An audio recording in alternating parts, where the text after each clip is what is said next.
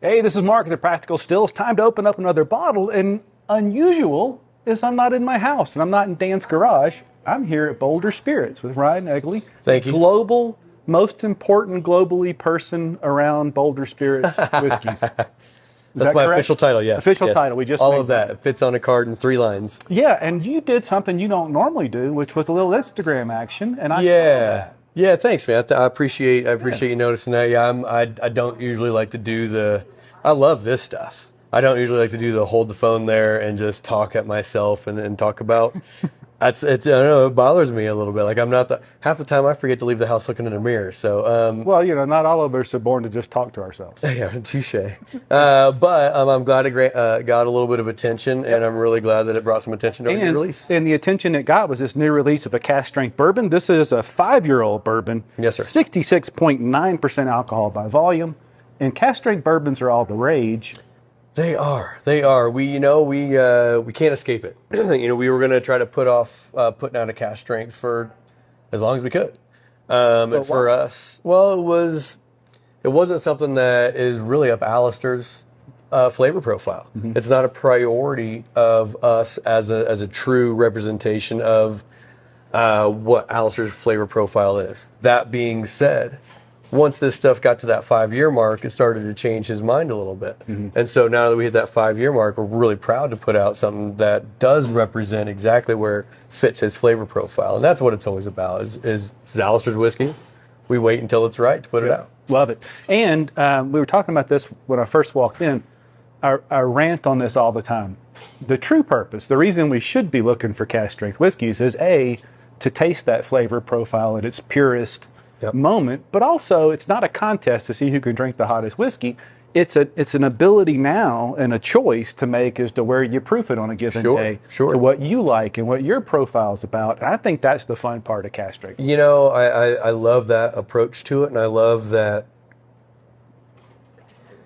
it's not ubiquitous just to have that, the hottest hot sauce and the most bitter IPA. Right. And it's not just about finding that hazmat strength. It's finding a balance of flavors that can be respectfully put out. In our case, 134, almost 34 proof. So I love that it also provides the consumer, anybody at home, that same ability to do what we do here in the distillery. Exactly. Well, this is how it tastes coming out after a long tank time, and we take very good care of it. Mm-hmm. But when you add that drops of whiskey, and we say, oh, you know what? I did like this whiskey better at 125. Yeah. That's what we do here. Because sometimes when we do special releases or cask strength barrels for customers, we give the option like, dude, 115 tastes a whole lot better than 125. What do you think? Yeah.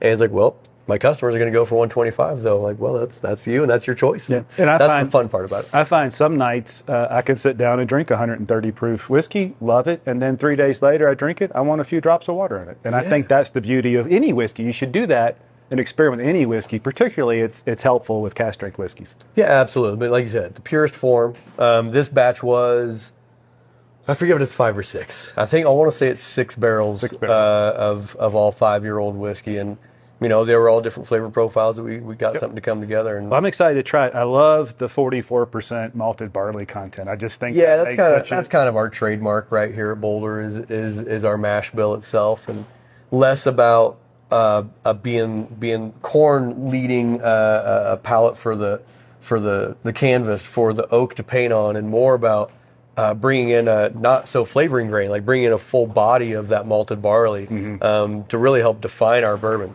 51% corn because it has to be, but 44% barley because, again, this is Alistair's palate. And a little bit of rye in there. Yeah, a little tickle of rye for sure, 5% rye. Beautiful. And this is for, that recipe is built about introducing folks that like a softer bourbon. And that's why this is going to be fun. I'm excited for you to taste this because even at its proof.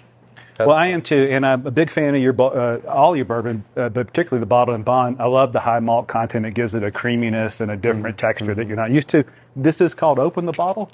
Open it. I know you're excited about the pull tab. Oh my goodness! If you've watched anything I do, I hate bottle wax. I love this because you give it some design appeal. Right. And it looks nice, but once I open it, I don't need that. And I do appreciate the pull tab. That's nice and easy to open. Finally, it's we're 3 years too late on it, but we're finally happy that they're here. And then the pull tabs end up on our single malt whiskey here in another month or two. And just to be, I guess, correct for YouTube, not a sponsored video. Ryan was just nice enough to let me come hang out. I'll give you his credit card information after the show. Wait a minute, that's not a part of it. But you'll find these on shelves anywhere from $70, $75. Yeah. You know, stores can price them how they want. We're going to find out what we think. It's going to be extremely unpleasant if I don't like it. Oh, man. Since we're here Don't tell me live, that. but cheers. To you, sir. Yeah, I love that. It's so malty. Yeah, it's, And legs. you know, it's one of those things like you don't swirl whiskey. You're not supposed to do that. We all do it anyways. I'm supposed. We do what we want. Yeah, exactly. But you're I want to see it, how thick it is. yeah, at this proof, you expect some fumes to come out, and it stays. It is not a bunch stays of pretty. It's not a bunch of ethanol on the nose though. It's there. Oh yeah, I mean, you know it's gonna be there, but it's not screaming.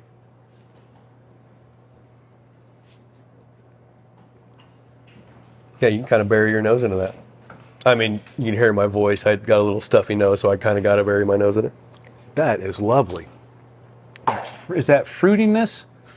Is that the malt? That to me, that tastes like the malt.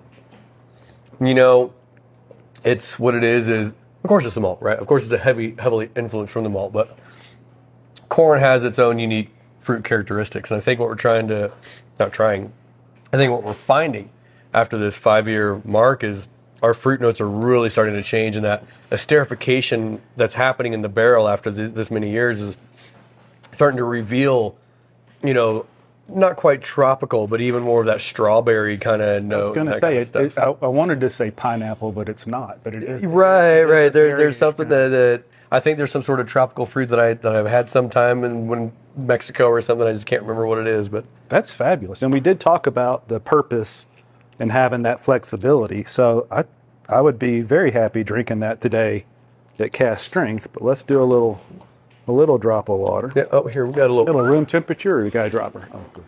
That should help you out.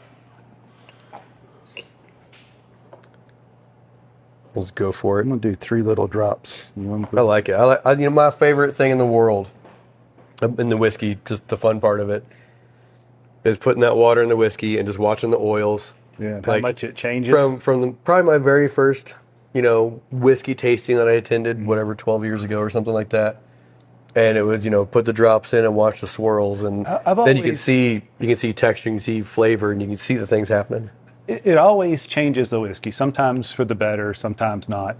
But I've always thought that single malts, scotches, they change and benefit more from a drop of water. You know, barley's a delicate grain, right? And you know, truth be told, when we're making the blends for our lower proof whiskeys, we don't taste them all at Cask strength. We taste them way low. We taste them at 20-25%. So we can really get the flavor. And that helps you find any off flavors. Yeah. Because proof will hide some defect if you're not careful. Exactly. That is crazy how different that is with the 3 little drops of water. Yeah, and it really even gets creamier, right? Like it really gets super creamy. Delicious. And of course, you used El Dorado Springs water. All of our whiskeys are made and proofed with El Dorado Springs water. So, and that is a difference. That's nice to know, because you know, we say we can proof it down, but if you're drinking a Kentucky whiskey, when they proof it down, they're using limestone water from Kentucky. Exactly. I did actually buy some of that one time with bottles of that. It's probably the silliest thing I ever bought related to whiskey, but it was fun.